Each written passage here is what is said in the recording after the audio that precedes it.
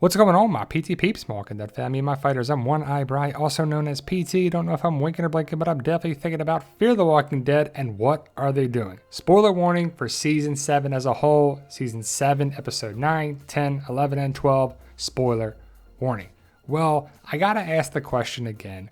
What are they doing on this show? Even though Season 7, Episode 12, I feel is the best episode so far in the back half of Season 7. We'll talk about a bunch of things, but these two guys are gone, and we've lost a total of 5 characters in 4 episodes. That's kind of crazy for this show. The biggest being John Dory Sr. in my opinion, but ultimately we saw Paul in Season 7, Episode 9, and I found this interesting.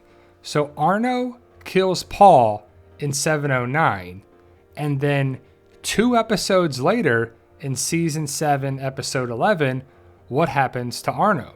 So Arno kills Paul, Karma's a B, Arno is killed by Daniel. So if there's a method to the madness here, Daniel better watch out. So again, Arno kills Paul, Paul dies, Arno's killed. Again, Daniel killed Arno, so will Daniel die later this season? I think so. I think there's a high probability that Daniel dies, especially because his mindset is not right. Does he have PTSD or dementia? It doesn't really matter. His psyche is not right. That's the biggest thing. He could die or get someone else killed and then die as well. I think they're going to clear house, but we'll have to see who makes it into Season 8. And in 710, we meet this guy. Is it Ali, however you want to say his name? He's a new character. He's got a red shirt on or a shirt with red in it, and he's killed by Howard. So yeah, Ali, new character, red shirt, doesn't make it. He's killed in 710. But who killed him? Howard.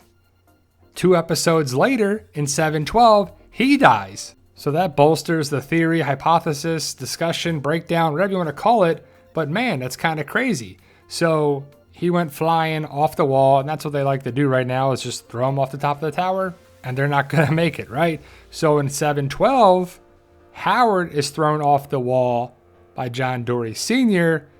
Sr. dies as well, but he basically sacrifices himself to protect baby Momo and Morgan. But either way, these 2 characters are dead, and I found it interesting that no matter what John Dory Sr. did, he was going to be on the good side of Strand.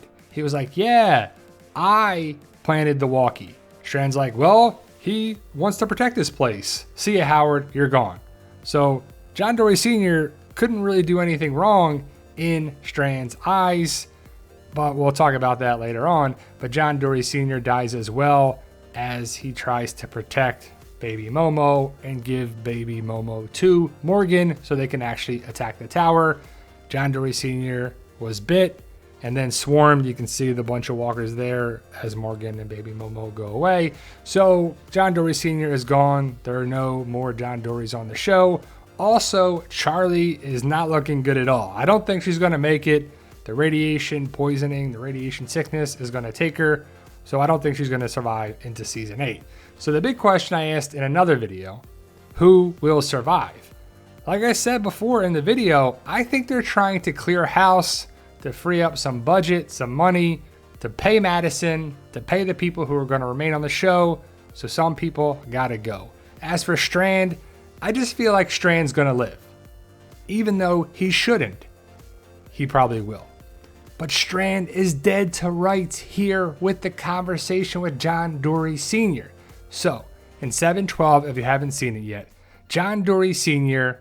is basically the right-hand man for Strand after he takes out Howard. They talk, they share a drink, and Strand goes to the window. And basically, this is when John Dory Sr. realizes that Strand is not going to listen to anybody but Strand. There's no getting to this guy. So Strand is looking out the window, and John Dory Sr. has had enough. So he goes to his pistols. He has 1 bullet left, he said earlier in the episode. So he has at least 1 bullet to take out Strand. He has him dead to rights right here, but the plot armor is thick. Strand has got a protective bubble on all around him, and instead of shooting him, John Dory Sr. Hi-ya! Knocks him out. That's okay. Okay, knock him out. But tie him up. Do something else. Throw him over the wall. Get rid of him. You don't have to waste a bullet. You don't have to have a sound that goes off. You could stab him or whatever, but you knocked him out. Do something to get rid of Strand. He is the problem. The tower is the possession in this story. Also, John Dory Sr. dies in the same episode. That's a nice red book right there. The red theory strikes again. Whether you like it or not, it's definitely been involved heavily this season of Fear the Walking Dead. John Dory Sr. is gone. Also, Howard looks to be in really good shape after being tossed off the tower into a pile of walkers.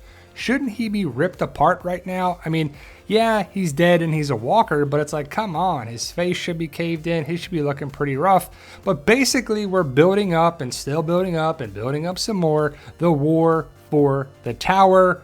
Strand is kept alive for the plot armor and the story, but what are they doing on this show? Still don't know, even though I enjoyed 7-12. John Dory Sr. was one of my favorite new characters. I like Keith Carradine. He's a great addition to the show, and it sucks that he was killed off. But hopefully they improve in episodes 7-13 through 16, building up the story for Madison to return. I hope it makes sense, but I'm not going to hold my breath, and I'm not going to really build up some expectations.